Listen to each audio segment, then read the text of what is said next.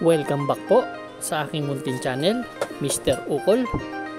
Dito na naman po ang inyong lingkod para magbigay ng tips at giya para sa araw po ng Martes. May karera po tayo Martes, April 23, 2024. Medyo manipis ang lineup natin.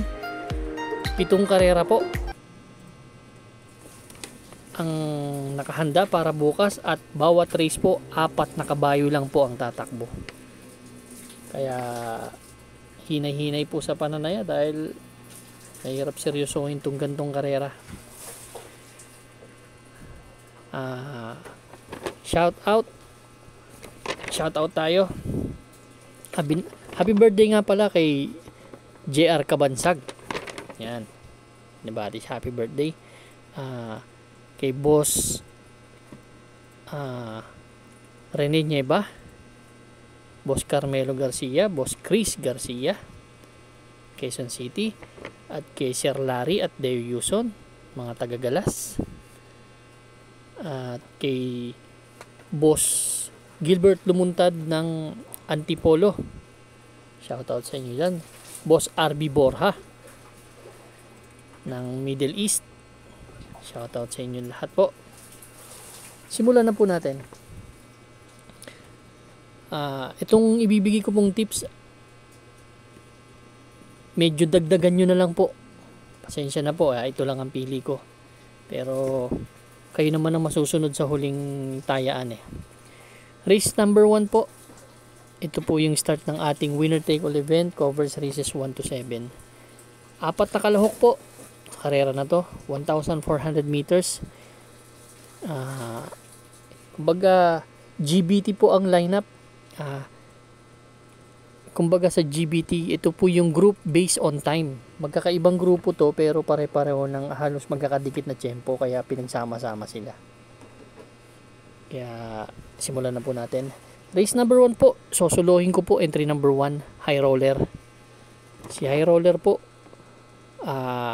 huling takbo nito, inabot po ni Agaron last April 7, 128 ang tinala, pero winner po ito ng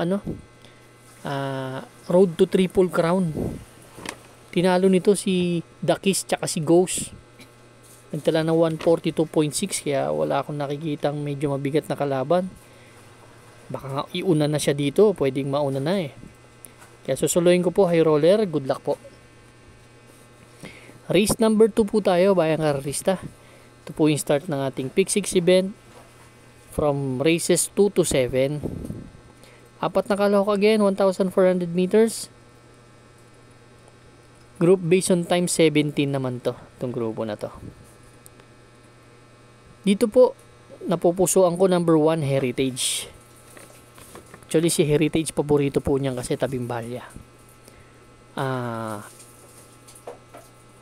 Huling takbo niya nanalo April 12. Ang tinalo niyan yung couple entry niyang si Iikot lang at si Asik Asik Pulse, nagtala ng 130 na fraction. From Ed Guerra to OP Cortez. Kumbaga si Ed Guerra talaga nagdadala niyan pero sinakyan ni OP Cortez nanalo, kaya siya ulit ang sasakay. Susuluhin ko po number 1, Heritage. Good luck po. Race number 3 na po tayo, bayang karerista. Ito po yung start ng ating Pick 5 event, covers races 3 to 7. Group based on time, GBT number 18. Another 1,400 meters na karera. Dito po ang gusto ko yung number 4, si Star of the Future. Actually si Star of the Future hindi siya gumraduate ng maiden, pero kumbaga takas lang sa maiden to Palaging sumasakay dito si JB Guerra. Ngayon si Joel Ciego ang pinasakay. Siya ang gusto ko kasi meron siyang 128 sa 1,400 meters. Di banderang kabayo po ito. Kung mauuna si Professor Jones, pwede niya lang naman sundan. Pero may 13.23.24 kasi ito pwedeng nasa harapan din. Although yung Professor Jones change jockey na. Pero ako, susuluhin ko po entry number 4, Star of the Future. Good luck po. Race number 4 na po tayo, bayang karerista. Ito po yung peak 4 event natin, covers races 4 to 7. GBT number 13, another 1,400 meters na karera. Actually, may mga added price pala to, no? Dito sa karera na to, gusto ko yung number 2, si Bandido. Si Bandido, huling takbo, last April 5. Segundo to kay Baba Boom. Inaabot lang ni Baba Boom to. Tala na 128. Pero huling takbo nito kila Easy Way. Medyo pinilit niya kasi habulin si Easy Way, kaya nauubo siya eh. Puntong-punto yun. Dito ang basa ko kasi si Doña Chicha yung babandera. Sakay ni A.R. Ramos kay Boss JC. Kaya ako naman nagustuhan si Bandido kasi si Bandido napaparimati na ngayon.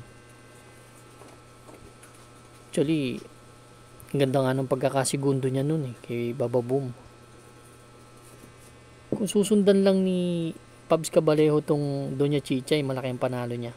Pero pag hinabol niya eh, kakaubusan silang dalawa. Pero tingin ko, si Doña Chicha magaling din to pag nauna. Pero huling takbo hindi ko lang nagustuhan. Medyo kulelat dumating eh. Kaya doon ako sa 2 muna. Pero hindi ko dinidiscount si Doña Chicha ya. Doon ako sa 2, Bandido. Susuloyin ko po. Good luck. Race number 5 na po tayo, bayang karerista.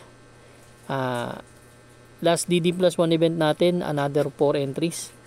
GBT number 15 naman to. Dito ang gusto ko yung pulang lupa. Actually, baba nito. Last April 7 ang huling takbo nito, pang-4 dumating kila Megan Maxine. Tingin ko nagpagpag ng kalawang. 1.30 medyang ang tinala. A.R. Ramos ang last na sumakay. Ngayon, RM De Los Santos. Kaya susuluhin ko po number 1, pulang lupa. Good luck po. Race number 6 na po tayo, bayang karista. Mabilis lang po ito ha. GBT number 14. Dito ang gusto ko yung number 1, si G-Scold. Actually, 2 panalo na to kay Ed Guerra.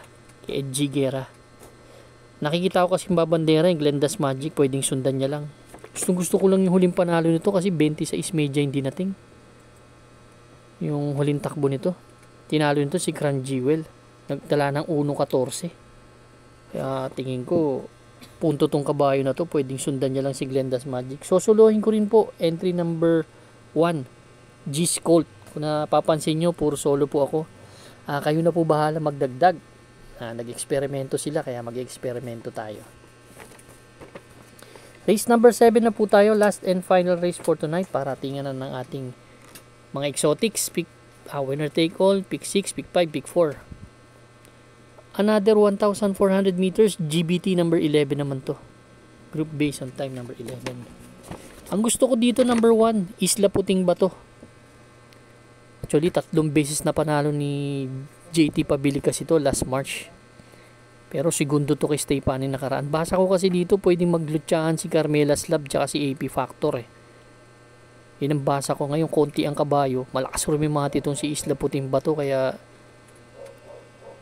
ako, susuluhin ko rin po entry number 1, Isla Puting Bato. Kung napansin nyo, lahat ng tip ko po solo. Yun po ang basa ko kasi. Bahala na po kayong magdagdag dito sa karera na to. Kaya last race number 1, Isla Puting Bato, solo po. Good luck po, bayang karerista. Maraming salamat po sa inyong walang sawang pagtangkilik sa aking munting channel, and stay safe.